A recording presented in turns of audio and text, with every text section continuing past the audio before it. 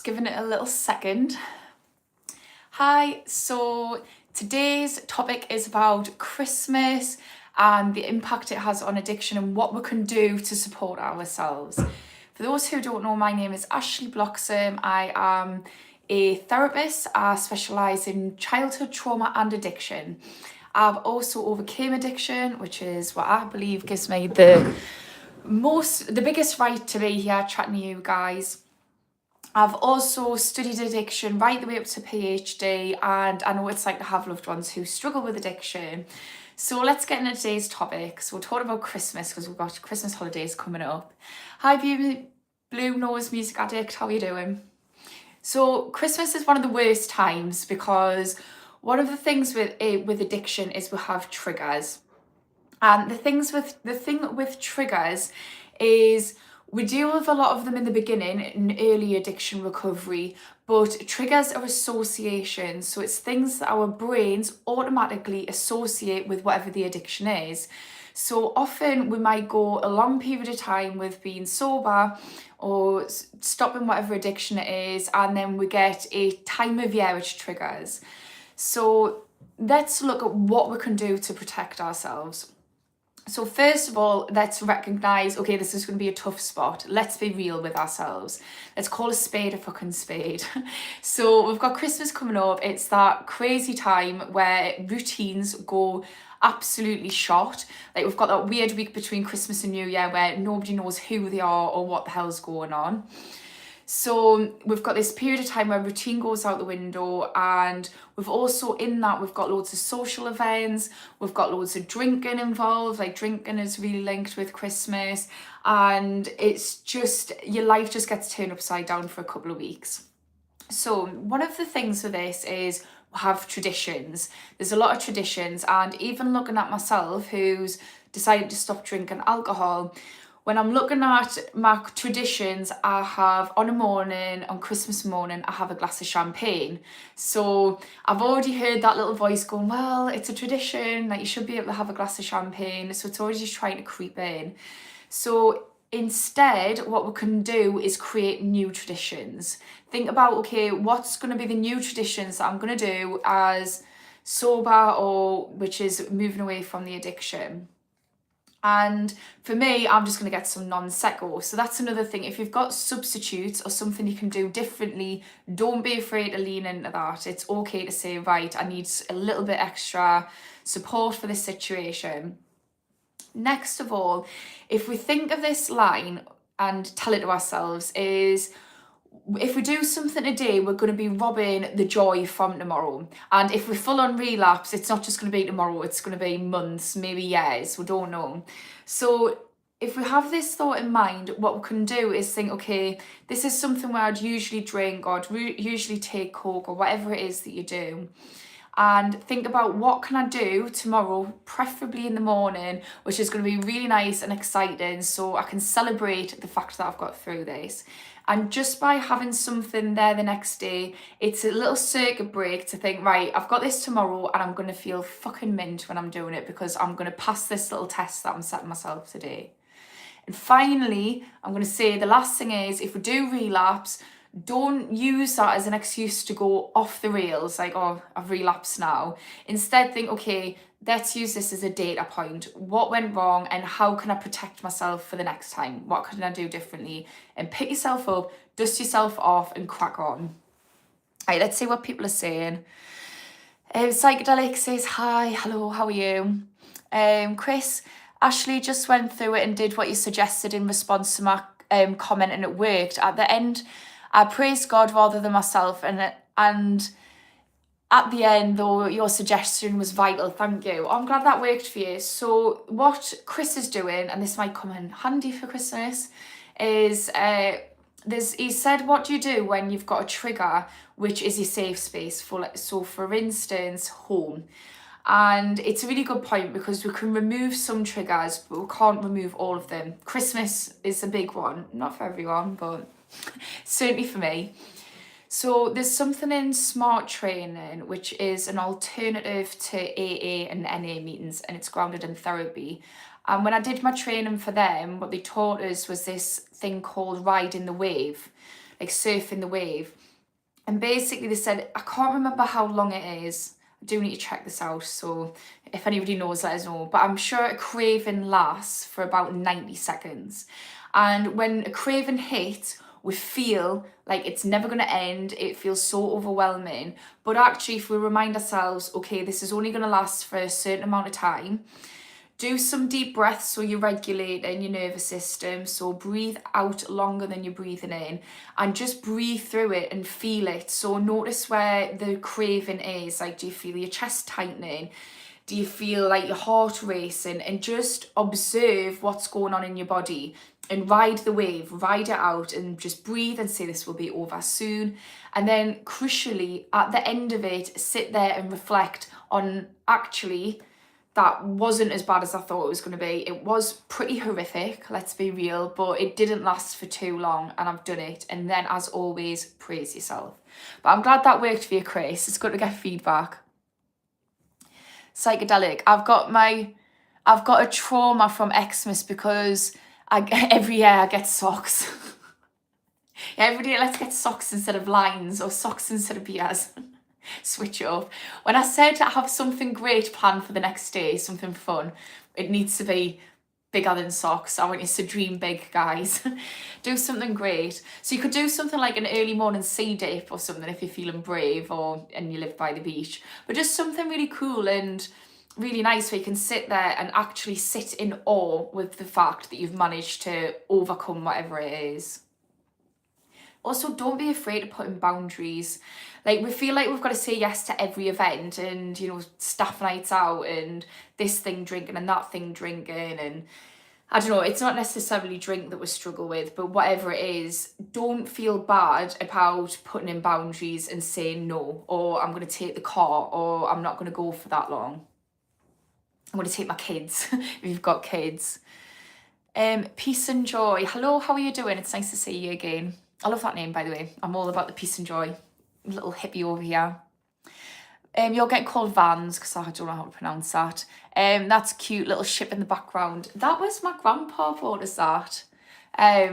He bought us it from something called Tynemouth Market when I was about 6. So, where he passed away, it was in his house still. Craig, what's your thoughts on magic mushrooms, microdosing? I've heard good things about them. I've heard people who take them and it's not medically prescribed. Obviously, as a healthcare professional, I am not going to advocate for taking things non-prescription. As a real human being who's been through stuff, I will say that I've heard good reviews. In the UK, though, we're not allowed to have it prescribed. So the only people who've told us about it are people who are doing it technically illegally. But one thing I will say, and this is why I think healthcare professionals are important if you've got access to them, and while I'll advocate for that and not advocate for doing mushrooms by yourself, is what I worry about personally is the fact that I have bipolar, so I would worry about the stability of my mental health, so I would be scared to try them. And also, I didn't get diagnosed with bipolar until I was 34. So we really don't know what our brains are like. I'll just say that. What do you think about it, Craig? What's anybody else think about it? But yeah, there's a lot of research that shows it's really effective. Small wins during the day, whether that is, and so keeps our batteries charged up and our cups filled. Yeah, having regiment rituals really helps out, and saying gratitude and appreciation always. Yeah, 100%. Like, just the little wins. Like, we get dopamine hits from praising the wins in life. Like, everybody wants to feel like we're living in purpose and that we're constantly growing and evolving, and just counting the little wins through the day feels like that we're stacking up little wins, and we start to feel really good about ourselves. It is a win-win situation. But yeah, I think rituals are really good as well. I've got a lot of little rituals. Again, this is where the holidays can be really dysregulating and can be a little trigger trap for us. So try and make sure that if you've got some rituals that you try and still like get them and create new ones, cute, new little holiday rituals if you can. Peace and joy. Yeah, people pleasing is big for all of us, and it's okay to say no without feeling guilty. I'm about 80% better. Yeah, it is. Like, people pleasing is really difficult. I'm a people pleaser in recovery, and it's still, sometimes I still fall trap with it. But yeah, we feel bad for saying no and feeling guilty, but actually, we're good. The thing is, if we're not saying no, we're quietly going to hold resentment toward the situation. So it's not always saying no, but it's also about not always saying no to yourself as well. It's like you're putting other people's needs above yours. And then on top of that, you're just going to quietly build resentment, because if you think of people pleasing, like, you a champagne bottle, and every time you people please when you don't want to, you're shaking the bottle, and eventually it's going to fizz up and the cork's going to pop off, and you just, all this resentment and bitterness is going to come out, because we're only human. David the YouTube plumber, hello, how are you doing? I've not seen you here for a while. How is things? Mohammed, hello. I can't speak in emojis, so I'm just going to go for a hi. Craig, I think everyone should experience a shroom trip at least once.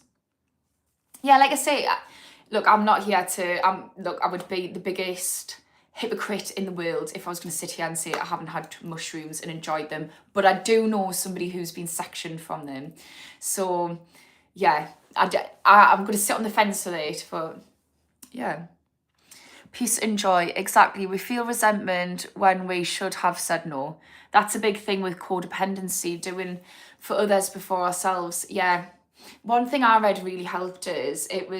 So one thing with the people pleaser is you feel like, oh, I'm going to be a nice person. So one of the struggles that I hear with a lot of clients who talk about people pleasing, and the same fear I had myself, was if I stop being a people pleaser, if I stop being like nice, quote unquote, then I'm going to turn into a narcissist, or I'm going to be really horrible and I'm not going to like myself.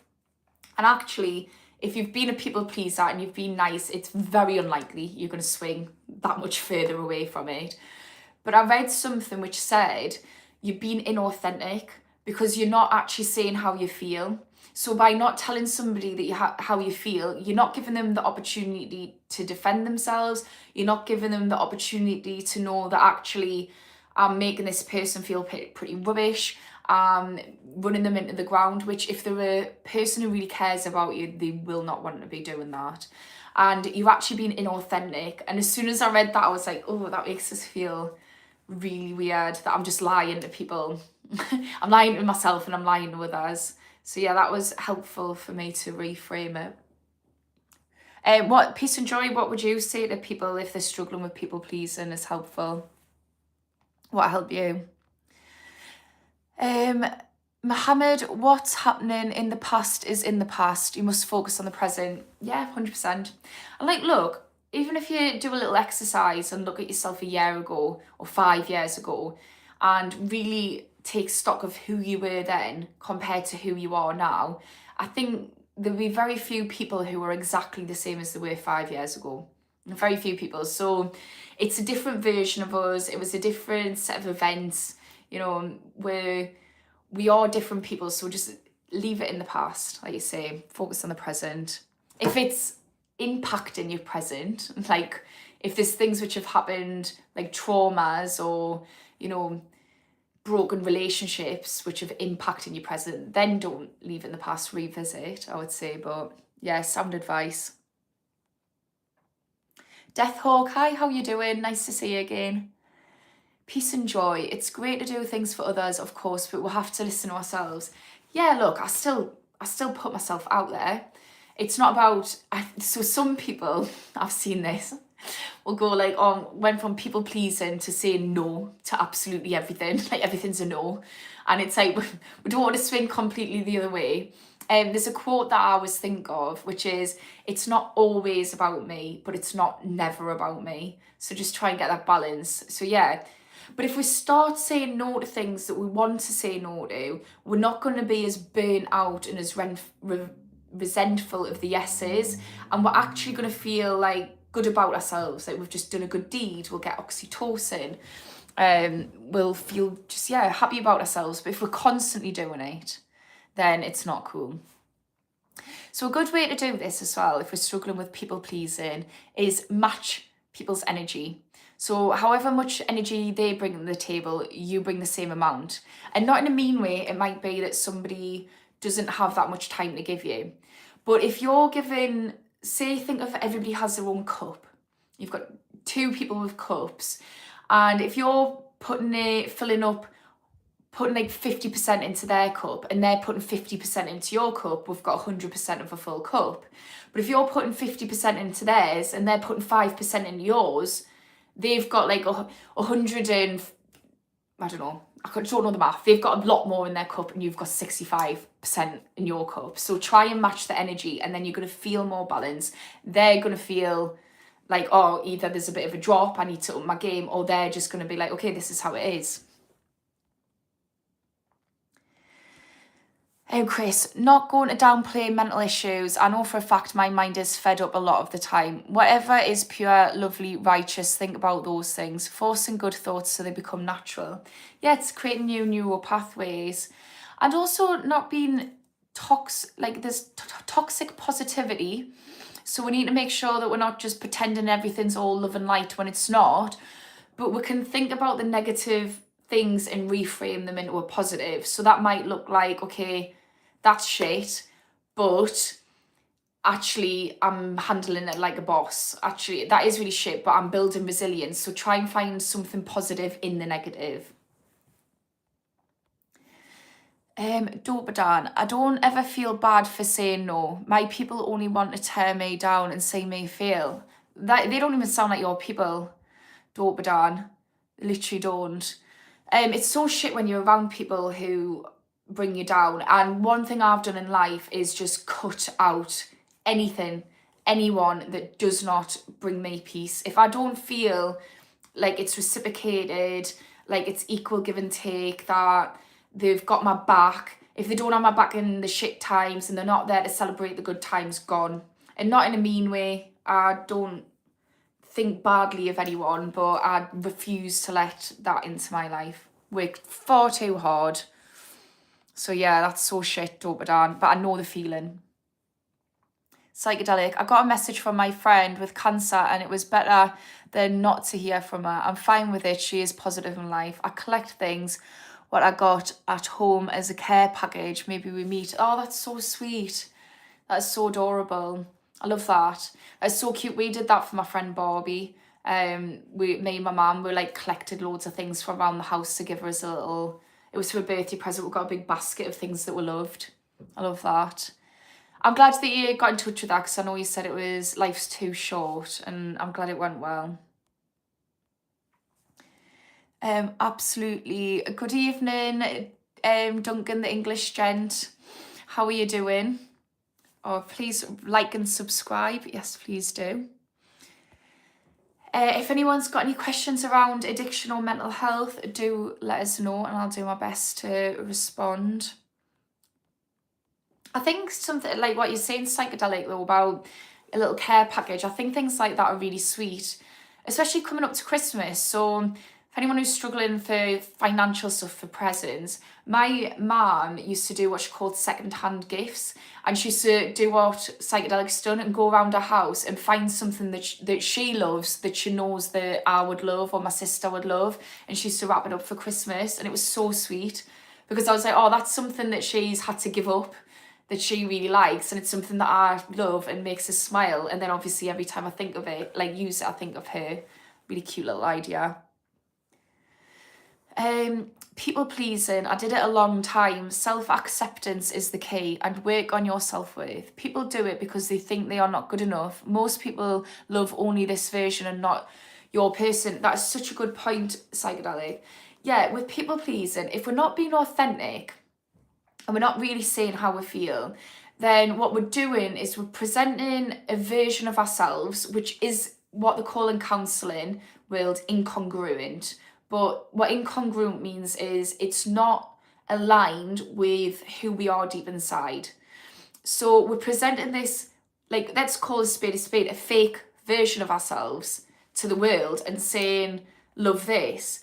And the problem with that is, one, we are never going to be loved for us because they don't really know the real us. So it's hard to love yourself when your own people that are around you don't even know the real you. So you're not having that love reflected back to you. Second of all, it means that we feel like we are loved if, like, I am loved if I do X, Y, and Z. I am loved if I go above and beyond. And realistically, that's not good for our self-worth either. So we need to change that if to and. I am loved and I can say no. I am loved and I don't run myself into the ground. I am loved and I put in boundaries. I am loved and that wasn't good enough. Not accepting that. Please do differently. Self-betrayed, it is not to be authentic.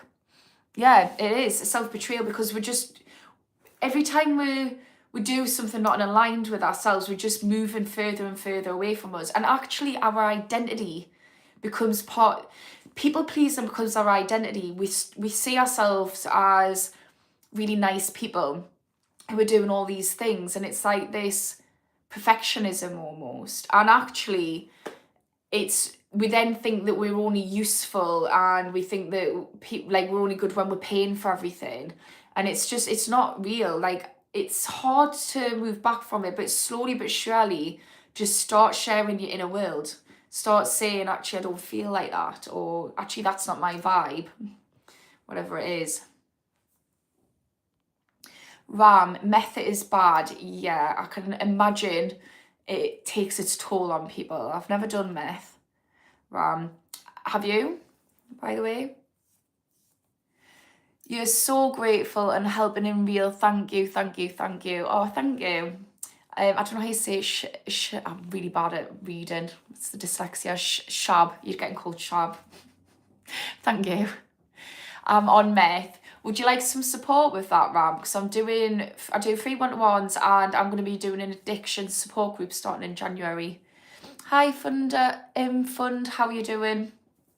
If anyone's got any addiction or mental health questions, please do ask us them. But yeah, Ram, if anyone's struggling in addiction, I've got my website on my YouTube channel. Feel free to send us a message. It's super easy to use, and I can support you. Yeah, Ram, send us a message on my website and I'll arrange a one-to-one and we'll talk about it.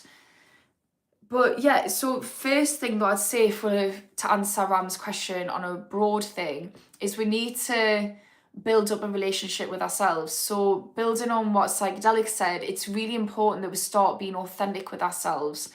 Because if we start to be authentic with ourselves, we can start to love ourselves for who we really are. Because we lose ourselves in addiction, we lose ourselves in people pleasing, in mental health. So it's important that we try and get back to ourselves and we learn to love ourselves on that journey. So if we think about, if we've got an addiction like to meth or anything, the first thing we need to do is stabilize ourselves, which is literally creating a positive relationship with ourselves. We cannot fight an addiction if we're fighting ourselves. Like, we need to be on the same team. So I would say that's a really good starting point.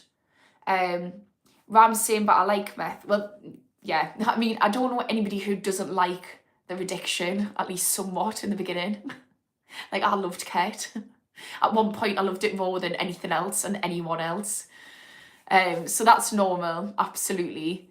But that doesn't mean that you can't stop. Because if we think about, okay, we like it, the thing's good, let's be real. Whatever it is, we get some enjoyment out of it. Then think about, okay, write down a list of all the things that you like about it. Why do you like it? And then write a list of things that you don't like about it. And this is called motivational interviewing. It's a type of therapy that they use for people with addiction. So write down all the list on the other side of the things that you don't like about it. And it'll start to get you in a frame of mind of, actually, okay, it is good, but it's also pretty shit. And then try and think about, okay, how would it feel if we didn't do it? What would life look like then? And write down a list of how your life would look like. And then ask yourself the honest question, which is better? Is it this life or is it meth? That's a good starting point, I would say. Or any addiction that you're dealing with. So, Chris, from a professional standpoint, how do you love yourself while learning to trust those who want to help you? It seems the two could contrast each other. So, if you love yourself, if you learn to love yourself, what will happen naturally, as you start to love yourself more and more, you'll get to a point where we tolerate. How we treat ourselves is what we will tolerate. How we view ourselves is what we will tolerate. A person who loves themselves, and speaking as one, will not tolerate BS from people, will not tolerate people lying, cheating, betraying, putting us down, because I don't treat me like that. So why the fuck would I let you treat us like that? Now, when I didn't love myself, people would just walk all over us and I wouldn't dare say anything, because I felt like, oh, if I say that, I'm going to lose these people. When you love yourself, you're like, I don't even want these people in my life. So if you love yourself, you'll be able to discern whether or not this person is worth being in your life. And if these people are people that you can trust, you'll be able to use your discernment to do that. Because when you don't love yourself, you're just trusting anything and everyone in your life, because you're like, well, these are the people I'm stuck with, so I'm gonna have to just crack on with it. Whereas when you love yourself, you're like, actually, I don't need to have this stuff. And if you start then discerning, you'll find out, actually, I've only got these really great quality people in my life, and they're your blueprint. So anybody who isn't matching that and matching how you treat yourself won't be in the picture. So I think that learning to trust is about learning to trust yourself. And learning to trust yourself comes from loving yourself enough to trust yourself. So yeah, I would say, yeah, hopefully that's helpful. Shab, can you please tell me a little bit about how you will handle when you relapse and feel lonely? Yeah, so loneliness is a really key thing in addiction recovery, in addiction. And I think it's important that we lean into connection. Like, connection is super important. So it might be worth, if you're lonely, to think about, okay, who have I got in my life? Can I build up better relationships with them? Can I have more time with them? Can I go and find some other relationships if you're like really lonely? So that might look like starting a sport, like I do jiu-jitsu and everyone's lovely there. So putting yourself in places where you're going to have human contact. It might look like going to, there's a thing called, an app called Meetup on, it's in the UK, I don't know about other countries. There's something called Meetup where you can go and type in something. So if you like writing, you can go meet people who like to write, or whatever weird quirky thing it is that you like. So put yourself in a position to meet new people and then try and make friends.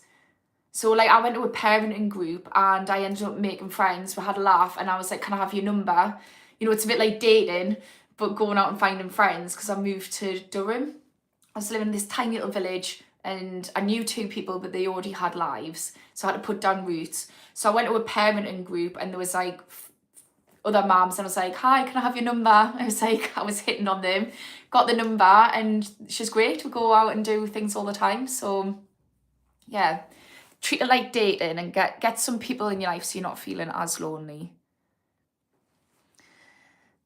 Also, any AA groups are really good, because you can literally go on. Any day. They have them online. So just talking to humans can make you feel less lonely, especially other human beings who've went through the same thing as you. Like, I feel less lonely coming on and talking to you guys, as a single parent who's forced to be alone. So yeah. I came across an interview with comedian Jimmy Carr, who spoke about Chris Rock with the highest praise. I haven't seen that one. I did see one with Jimmy Carr where he said it was really good. He was like, we've got, what did he say? He was basically saying that we've got used to how privileged we are. He said, like, so we sit there whinging about what we don't have. And he said, we literally can go into a shower and have hot water running on us. And we've got to the point where we're so snobby that we don't even realise that 100 years ago, they wouldn't have had running hot water. So he says, like, it's good to take stock of just how lucky we are, which I thought was quite cool. I think about that. If I don't do it, I feel privileged. I'm rich. Yeah, it is a privilege not to be addicted. Like, let's be real, it is a fucking privilege when you're in it. It's really hardcore. I'm not going to sugarcoat addiction recovery, but it is doable. And I don't want to sugarcoat it because I don't want people sitting there thinking, well, I've not successfully been able to do it, so I must be broken. It is hard, but it is doable, Ram. You just need the right support and the right tools, and you need to have a solid relationship with yourself. And that's not something that you can just decide today, oh, I'm going to have a great relationship with myself. You've got to build it up. Is there anybody who's overcame addiction, who's listening, who has any tips for Ram? There is pleasure in sin, yet it's fleeting and not long-lasting. Purity, however, might not give you the same high, but it's not fleeting, is long-lasting and enduring. Yeah, and I think the thing is, if you're relying on something external to be happy, like if you're always relying on something outside of yourself, then you've got a bit of a problem, because if you can't access it or it stops working as much, then you're fucked. So if you're relying on, say, relationships, or you're relying on alcohol or drugs or gambling or porn, it's not a continuous thing. Where if we can learn to see the joy in everyday life and be grateful, which we get dopamine and oxytocin from. So if we start to like feel grateful in life, then what we can do is we can access that at any point. We can all sit there and decide, right, I'm going to do something that brings us joy. I'm going to think about something which is nice. I'm going to go out for a walk. These are all really accessible stuff. Whereas I can choose to think positively. Whereas if we're relying on an external thing, you're pretty fucked if you can't get hold of your dealer. Like, you're really screwed if the shop's shut and you've got no drink left. And then you're sat in doom and gloom for the rest of the night and withdrawals and whatever. Psychedelic, you need only know that you are the person which is the most important in your life. Yeah, we are all the centre of our own universe. Not your parents or your partner or someone. They can go from your life or pass away. You stay with yourself always. Yeah, exactly. And the better relationship we'll have with ourselves, the better relationship we'll have on others. Like, if we're dependent on another person, they're going to feel that kind of pressure and it's going to be overwhelming. And like you say, you can't have someone there 24/7. But if we start to love ourselves and recognise, okay, I'm the most important person, so I'm going to advocate for my needs, I'm going to look after myself, not the people pleasing in the head, learn to love myself, you're actually going to develop into a person who everybody around you really adores. They're like, wow, this person's full of light and laughter. Have some of that, please. Craig, so you're doing it by loving yourself, you're doing others a service. Are you okay? Sound what you're doing. Thank you. Yeah, I'm good, thank you. I had a nightmare. I've been on 7 buses because one broke down, so I got kicked off one bus, got kicked off the next one because it was doing a recession, whatever that is. And the 3rd bus that we got on, transfer bus that we got put on, didn't even stop where I was meant to, so I had to go on foot for the rest of it. So apart from that, doing great. Just put some mint tunes on though. Solosky, I'm heading to sleep and I drank a bit too much, but I want to say you're awesome and I'm really happy for you. You're here to help us all. Take care, my friend. Good night, Solosky. That's a tongue twister. Solosky. And thanks for joining. Shab, what's the name of the app? Do you mean my website? It's schoolofaddiction.co.uk. It's on my YouTube channel. Schoolofaddiction.co.uk, and it's dead easy. You'll see But talking about apps, has anyone used the I Am Sober app, and what do you think of it? That's been helpful for me. The Unknown Human. Hi, I'm sure you've been here before. Your eyes are marvellous, thank you. Ashley, this is a late one. It is a late one. I'd go live at 9 o'clock on Mondays, Wednesdays, Fridays. But I didn't last week, and yeah, it's been a bit messy because I was sorting out my office, but I was back. I will say, do the thing you really like and enjoy and write your daily task. It will really help you. Also, reply to people, those feel you bad. Yeah, that's the thing with addiction. I don't know about you, but I just distance myself from anyone who wasn't useful to my addiction. Like if they weren't someone I could get wrecked with, to be quite frank, they were a chore. And I used to cancel on them. I used to feel like it was a chore. Oh, I've got to go see this person. The whole time I was thinking I want to cut this off early because I want to get back and get wrecked. So yeah, like leaning back into them friends, and I started doing that before I actually quit the addiction. I started like reconnecting with the people who mattered to us. And then when I came out of the addiction, I told everyone I knew, and those were the people who actually got us through it. But yeah, also tasks, little wins. If we're little routines, like rituals and little wins. I remember this person who, it was actually, he taught us addiction at university. He did the addiction module. And he said that addiction is laced with rituals. So if you think about it, say, I don't know, just so say for instance, we'll go for drug addiction for me. So it's all about you get your bag and then forget, I had to crush it up, and you get to crush it up in the best way, like I've crushed it up the most, so then you feel like you're winning, and then you make a line and you make it a certain amount. You think about how, when am I going to stagger these lines, and it's all loads of little rituals, and it's the same for any addiction. So he said if we recognise that we're ritualistic beings, so humans need rituals, and there's quite a lot of animals which do. So we need rituals, so try and get some new rituals. So he used to make his own tea. He used to make his own tea bags and put his own loose tea in it. And he was like, because he used to roll joints, he's like, I roll me tea bags now. But it could just be loads of little things that just bring you joy. So yeah, that's sound advice. Ed Gerardo, hello, how are you doing? What if someone is stuck in life and daily life is a nightmare? Yeah, that's really common, and I think it's very dependent on the person and the situation.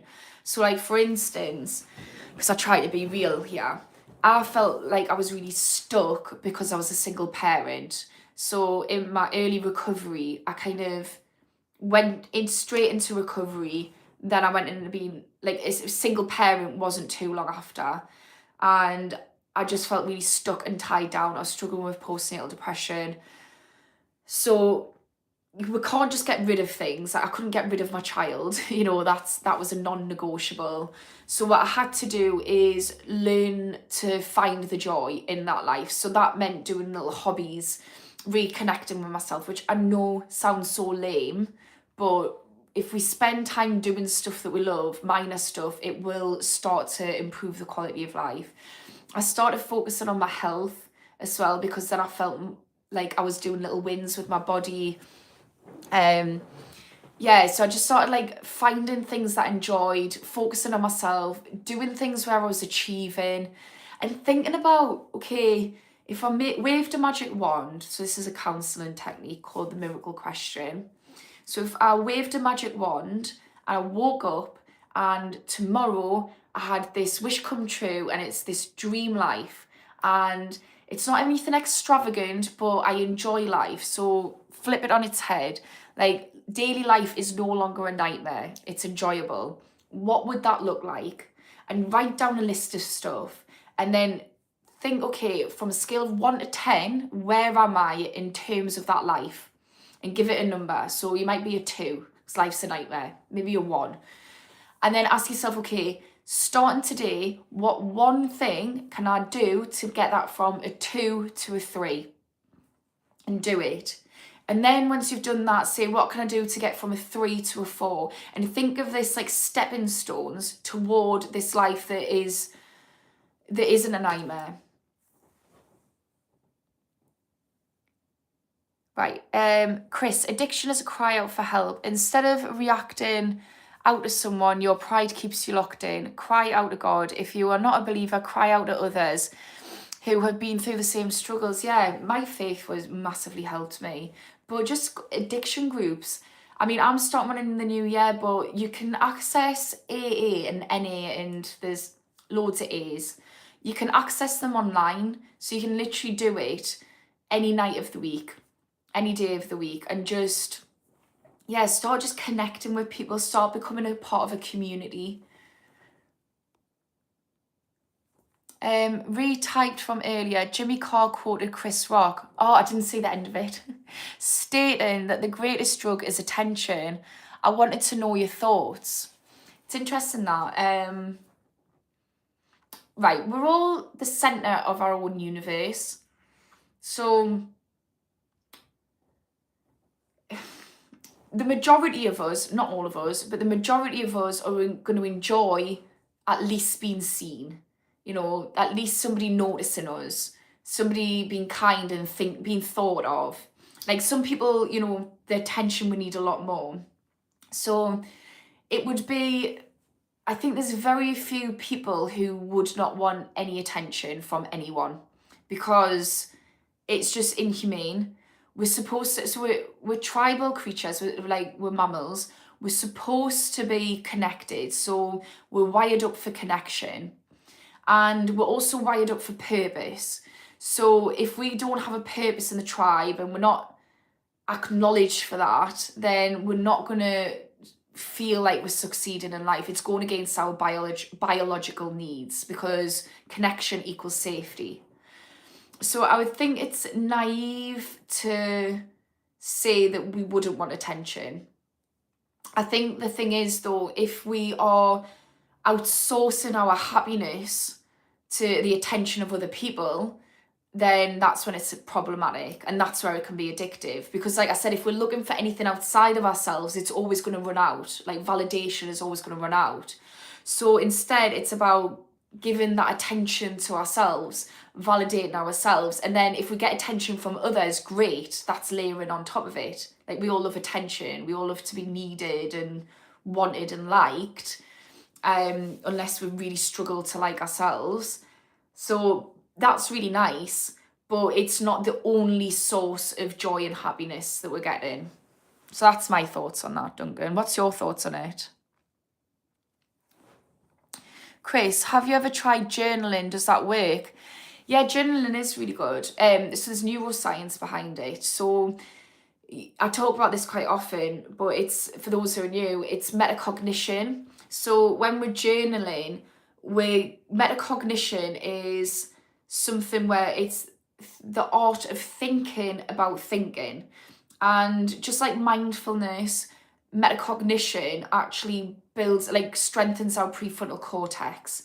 So that's really good for like mental health. So it's impulse control. So if we struggle with our emotions, we're struggling with feeling triggered by life, so anything kind of mental health, but also addiction, cravings, it will help with that, because we're getting used to engaging our prefrontal cortex. So that's the same thing as what meditation does. And there's brain scans around meditation which shows that people live much happier, more peaceful, content lives. They did a lot of work on monks. So yeah, journaling is really good. If you look into the neuroscience behind journaling, I always do that. Like when we hear something woo-woo in counselling, like journaling, breathing, mindfulness and meditation, you're like, oh, sounds so boring. But then I was like, okay, I'm not gonna tell my clients to journal if I don't understand it. Like it needs to have some kind of scientific backing. So yeah, I researched it, and it's good. But have a Google of anything like journaling and find out the neuroscience for it. Psychedelic. Writing is a ventil you can free yourself. Do you mean for venting? your emotions which we can't hide. Yeah, this is the thing. It's about also putting language. So we have these emotions, we have our subconscious, and our subconscious is running 90 to 95% of the show. So if we think of it like our subconscious is all of the information and data that we have collected since birth, right up until where we are now. And all this data either proves and supports or goes against different ways that we interpret ourselves in the world. And then all of this information, this data, then impacts how we behave and show up in the world, how we treat ourselves and others, and our thoughts. And we have 65,000 thoughts on average a day. So like, you know, it's worth delving into this subconscious because it's just sitting there as data running the show. So journaling and writing is a really good way to unpick this. If you don't want to journal, you can use ChatGPT to unpick stuff, or you can go to therapy, or rap about it if you if you want to, but do something to put some language to it, because at the moment it's just floating around in the subconscious, dictating the show, and nobody's even going, sorry, why am I doing that? Who put you in charge, Mr. 7-year-old Ashley? Like, since when were you allowed to run the show? You are, Ed Girardo, you're an inspiration. Thank you. See, attention. We were talking about attention can be really bad. No, I appreciate that. Oh, God. Yeah, see, I'm getting loads of attention askers, Duncan, in a year or so. If I've turned into an absolute dick, maybe it is something we need to revisit. Great, love your account, thank you. Hi from Canada, hello to Canada. I'm starting to get a bit tired already. I've done a lot of buses, I've done a lot today. AJ, you are cute, thank you. Smile, you look more cute. Okay, now you're making us like not want to smile. Do all those techniques work for sexual addictions too? Yeah, it does. Addiction's the same. So everything that I say about addiction on any of my lives, and now it's all the same. There's slight nuances with different addictions, but it's all the same. It's the same reward pathways which get activated in our brains. It's the same chemical reactions, and it's the same impact on your life. And it's this, just as it's all the same, the outcome, the way to get back and reverse that reverse engineer that outcome is also the same. Yeah, the fight against the quick dopamine releases are tough, aren't they? Yeah, it's so dopamine. Like, I got loads of stick from people, and I was just like, oh, get real. But I put this video up and I said, we're not addicted to the thing, we're addicted to dopamine. And I know that that's like really broad, but it was a short, like, it's a little sound bite. And loads of people saying, you're not addicted to dopamine, you're addicted. It's like, no, we're addicted to dopamine. There might be other things going on as well, but it's the dopamine. But yeah, they are tough. They are tough, Gray. It's tough because you're taking away something that makes you produce excessive amounts of dopamine. Then our brains down-regulate the amount of dopamine we produce, and then we remove that, and our dopamine receptors are down-regulated, and all of a sudden life feels shit. And usually the addiction stops us from feeling shit. So if we remove the thing that's stopping us from feeling shit, and on top of that, our brains are now fucked for at least 3 weeks, so now we feel extra shit, we're like worse off than we were in the beginning. So this is what we need to be aware of. Like, it is shit and it's hard, but there's ways. If we think about, okay, we've lost the ability to experience dopamine in a healthy way since we've started taking this, since we've been knee deep in addiction. So what we can do is we can learn about how long the process is. So after 3 weeks, dopamine receptors start to rewire, and that will continue. By 3 months, we should be in quite a good spot, brain chemistry wise. But in that 3 weeks time, so we think, okay, we've just got to stick it out and count the days. That's where the I am sober app can be good.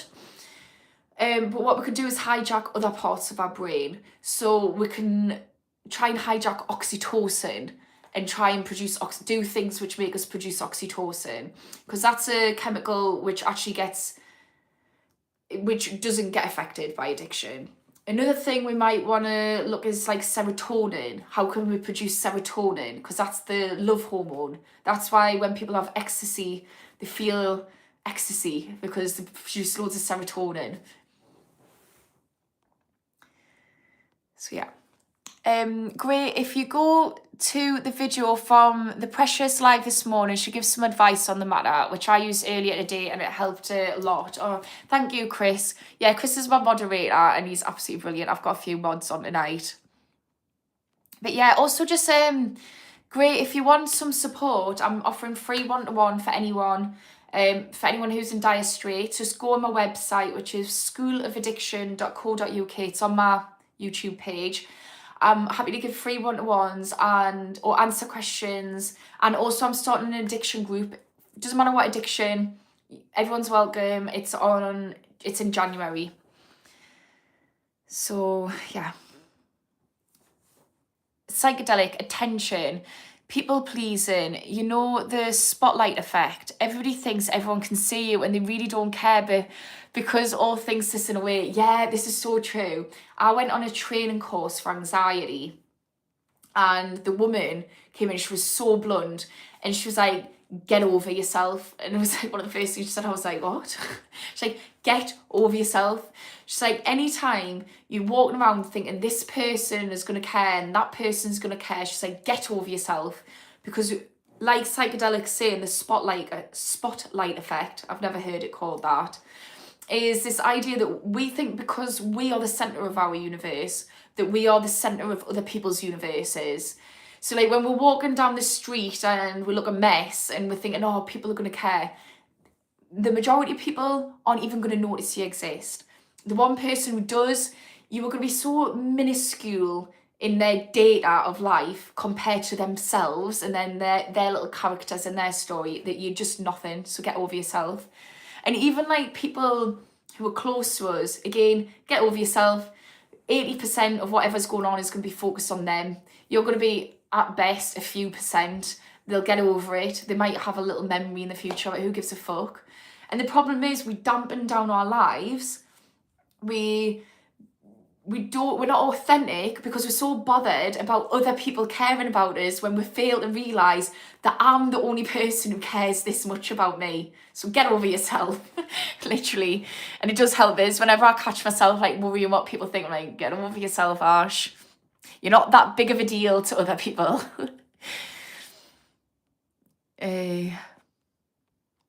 Jonas, you're really amazing, thank you. You're here for all of us who are in deep water. Please, can I be on your starting group? Absolutely. Jonas, I think you've already messaged us, haven't you? I sent you a message. I replied to your comment. I've been on 7 buses, so I don't know if you've replied to us, but I've given you my website. But absolutely, and you're so welcome. I enjoy doing this. It's a two-way street. I am ADHD and ASD, and so I'm always in fight for a release. Yeah, I'm ADHD and ASD as well. Also tough. But yeah, I know what you mean. It's regulating. The thing as well with like porn addiction, so every addiction's the same, but each addiction has a slight nuance. And the thing with porn addiction, I need to make sure I get this right, it makes you produce, so when it's not the porn, but rather just masturbating, it makes you produce chemicals which are really regulating. So for women, it's mainly oxytocin, which is like relaxing love hormones. For men, it's vasopressin, which makes you feel relaxed. Like you've heard of post-nut clarity. So I can imagine when you've got ADHD and ASD that would be really calming and regulating. So it's good to look at what are you getting from it and what can you do which isn't like being problematic to your life, which would be helpful. So how can you get the same thing but through means which aren't destructive? And there's a few nuances with porn addiction as well, because actually masturbating is really healthy. There's a lot of research that shows that. So it's one of those addictions, it's a bit like food addiction, where abstinence isn't always necessarily the goal. Might be for some people, but not for everyone. But it's about getting rid of the porn, which is detrimental. So there's ways we could do that, and I'm happy to go through that with you, Gray.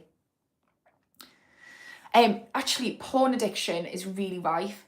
And when I became an addictions therapist, when I went private, I thought that drug addiction and alcohol addiction was going to be what came through the door. And the majority of people had porn addiction, sex addiction. So it wasn't necessarily just porn, but like sex addiction. And I was just like, okay, wasn't expecting that. But realistically, there's not many services for it. So like, and it's a double taboo whammy, because there's a taboo around sex, and then there's a taboo around addiction, and then if you've got a sex addiction, you're like, fuck, like, okay, that's a nice healthy dose of shame that I don't want to be like taken to God knows who. There's not even any services there. And unless you're into AA or NA, which isn't for everyone, it's difficult. So yeah. Duncan, regarding attention with that, one of the things mentioned was wanting to be the victim. The desire to be wanted in the way you yourself want to want is addictive, even if not available. What do you mean by that? So, mention was the victim, the desire to be wanted. If we're in victim mode, so there's something called drama triangles. See if any of you can spot this in your life, because I did it when I learned about it. I was like, oh fuck, that's a fun little thing I've just learned about myself. Turns out I'm a bit toxic. Great. So there's this thing called drama triangles, and it's this idea, it's like transactional analysis, Karpman's drama triangle, if you want to go look it up. But it's this idea that we all do social games. So if we go back to what I said beforehand about we're all in a tribe and we all have a social role, that's normal. It's part of our survival mechanism. We all have a role to play in groups. But what happens is we play these social games, and there can be unhelpful social games, and that's where drama triangle comes in. So you have 3 roles. We've got on this side victim, so somebody plays the role of the victim. We've got on this side perpetrator. Perpetrator is somebody who's doing something shit, the person who's hurting the victim. And then we've got on this side the rescuer, the person who the victim goes to feel good about the perpetrator. So basically fits in really well with people pleasing, because passive communication styles, which I was. So if you're the victim, which we often sit in victim, what we do is, instead of going to the perpetrator and asserting yourself with them and saying, actually, when you did X, I didn't like it. When you did Y, I really fucking didn't like it. And now you're doing Z, I'm just pissed off. Instead of doing that and having a healthy conversation and saying, like, look, I want to like you, I don't want to be pissed off, how we're going to solve it, we go to the rescuer. And we go, well, this person's done this, and this person's done that, and would you believe this? And then this person, the rescuer, then validates the victim, and the victim stays in that victim mode. And it's really disempowering. We feel shit about ourselves being a victim all the time, but we feel some relief, at least, from having a rescuer. So I realised that I was victim constantly. There was always a perpetrator in my life, some dickhead. And instead of doing something about it, I used to thrive off slagging off the dickhead. Like, just that's where I'd get my validation from. So yeah. If anyone's interested, I can tell you how I broke out of it. But yeah, I'd be interested to see if anyone either knows somebody who does drama triangles, or does drama triangles themselves. Because that was one of the things I learned, and I was like, ooh, really don't like that about myself. Like, I wish I hadn't uncovered that, because I'm gonna have to change it, and I feel a bit like a dickhead.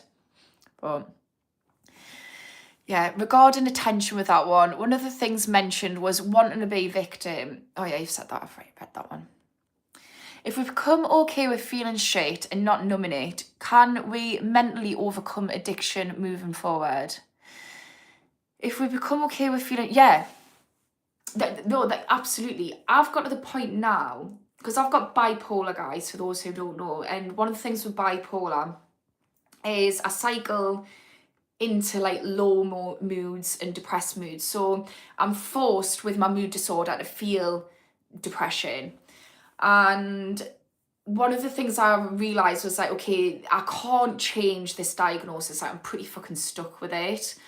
What I can do is learn how to get comfortable in a low mood. So how do I make myself comfortable? So that's how I started off. Like, what things can I do to make myself feel comfortable to ride this out? So that's the first thing. And then I started like journaling, and I started being really kind to myself and like talking back to myself out loud, and you know, just allow myself to feel the pain, like having cries, feeling really shit. And actually I've got to a point where I honestly swear on my son's life that I feel like it's a bit of a solemn feeling that I quite enjoy. Like if I look at something that's quite sad, like I almost feel like really connected to myself, and it's a really nice feeling in a weird way, if that makes sense. So now I don't fear it, I welcome it. And yeah, like that's the thing, when we're numbing it, we almost have this fear like, oh my God, this feeling's gonna break us. But we always pass through feelings. And actually a feeling itself doesn't last in the body for that long. Like if you literally just observe it and notice where in your body it is and how it feels, you can even say, right, I'm feeling sad, I'm gonna set a timer. The feeling itself actually passes quite fast, especially if we sit there and allow it to do its thing instead of pushing it down. Beatrice, can you provide therapy for CPTSD? I can. I do specialise in trauma.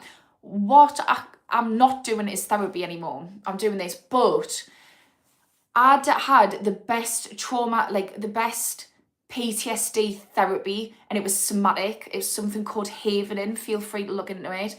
And I know somebody who does it, and she's honestly amazing. She's so straight-laced. She's brilliant. She's called Gillian Fortune. So if you want us to put you in touch with her, Beatrice, go on my website, schoolofaddiction.co.uk, and I'll pass on your details. Give you her details. Same for anybody else who is dealing with trauma. So Havening is this emergent type of therapy, and it's starting to compete with EMDR, which EMDR is the top therapy for PTSD at the moment. And it's starting to compete with it. It's really good. It's got a lot of heavy research behind it. And it really was the missing piece of the puzzle for me for my my CPTSD and PTSD.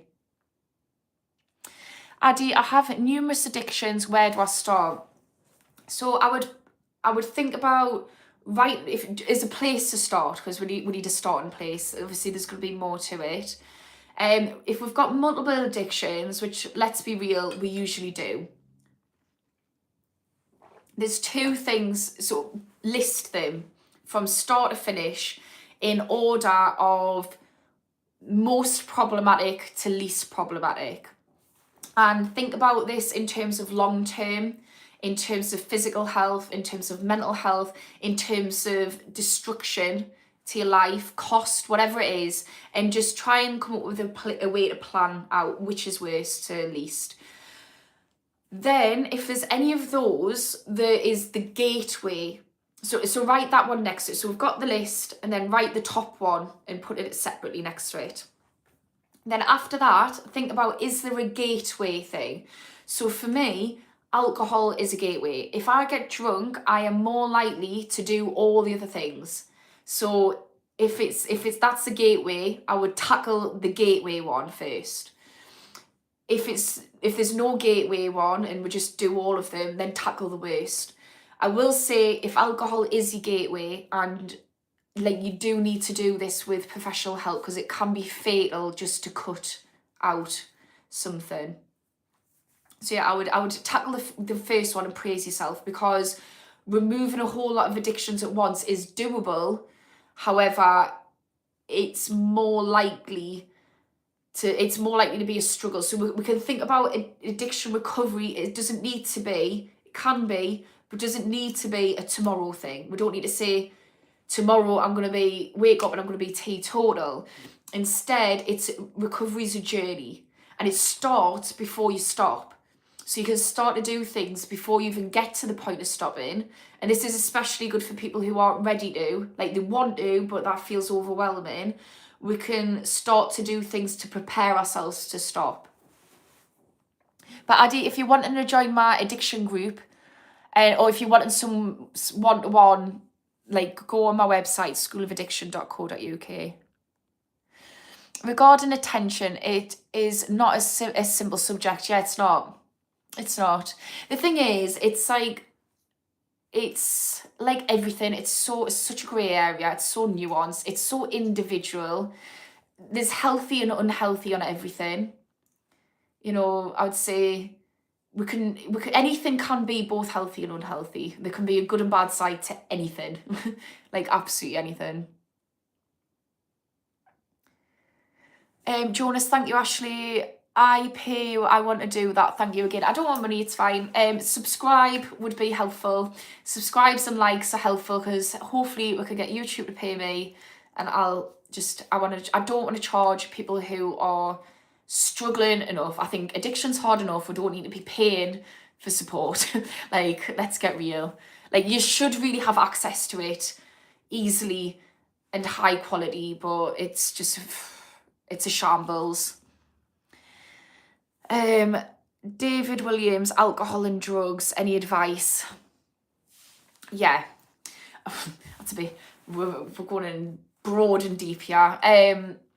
The thing, well, alcohol's the first advice I would say is harm reduction. Like I've just said, alcohol can be fatal if we just remove it, especially if we're addicted to it.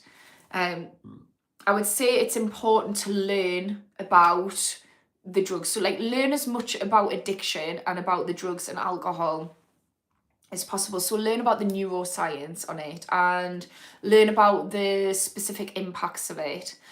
But I am quite tired and I'd like to answer this question, but I noticed that my brain is lagging. So I'm going to answer one more question. But David, that is quite broad. If you want a one-to-one, I'm happy to hash this out. But yeah, I'm also hitting a wall, guys, and I don't want to half-heart it, which I felt like I was in the middle of doing there. I'm going to end on one thing. Flash, I relapsed on alcohol and coke this Christmas on break, but I'm getting back on track now. Was sober 6 months before. Flash, honestly, if you go back to watch this when it uploads, at the beginning I spoke about this, if that's any help to you, to how to protect you over Christmas. But one thing I do, and I would urge anyone to do this, there's a difference between lapse and relapse. Relapse is where we fall off the wagon and we just accept our fate and we're like, fuck it, I'm an addict now, great. And we just go back right into where we were, and it's longevity. A lapse is something where we fall off the wagon, so it's not a full relapse, but we end up doing the thing that we were addicted to. And we have two choices. We're at a crossroads. We can either decide to pick ourselves up, even though it's hard and we don't want to, and you know we're pissed off at ourselves. So we can pick ourselves up. We can look at the data. Why did I lapse? Use it as a positive and think, okay, I've learned about where my limits are. I've learned what I can and can't do. I learned what my triggers are. Pick yourself back up and say, I'm not going to undo all the work I've done. I'm not going that way on the crossroads. I'm going the way that I was. I'm continuing on that path. And I say, if you manage to do that, you deserve to keep your original stop date. Because there is nothing more disheartening if saying I've stopped for 6 months, having a lapse, and then thinking, oh, I've got to start from day one again. No, you don't. You don't have to. This was just collecting data. We're lapsed. We've been stronger than most. We've picked ourselves up. We've got ourselves back on track. I deserve to keep that original date because this was just a blip. It wasn't a full-on relapse. So I hope that was helpful. I'm going to end it there, guys. There's loads of comments I haven't got through. And I'm really sorry. If anyone's got any comments that they want answering, like I keep saying, go on my website, schoolofaddiction.co.uk. I'm going to go because I'm really lagging and I just think I'm going to start spitting BS tears any second now. I'll not be able to help myself. I'll just verbal diatribe. But I'm gonna go, and thanks to everyone who's joining. I'll be back at the usual times, Monday at 10 a.m. and 9 p.m. GMT time, and I'm here every Monday, Wednesday, Friday. Thank you for everyone who joined. Thanks for the little love hearts I'm seeing, and yeah, peace and love, and speak soon.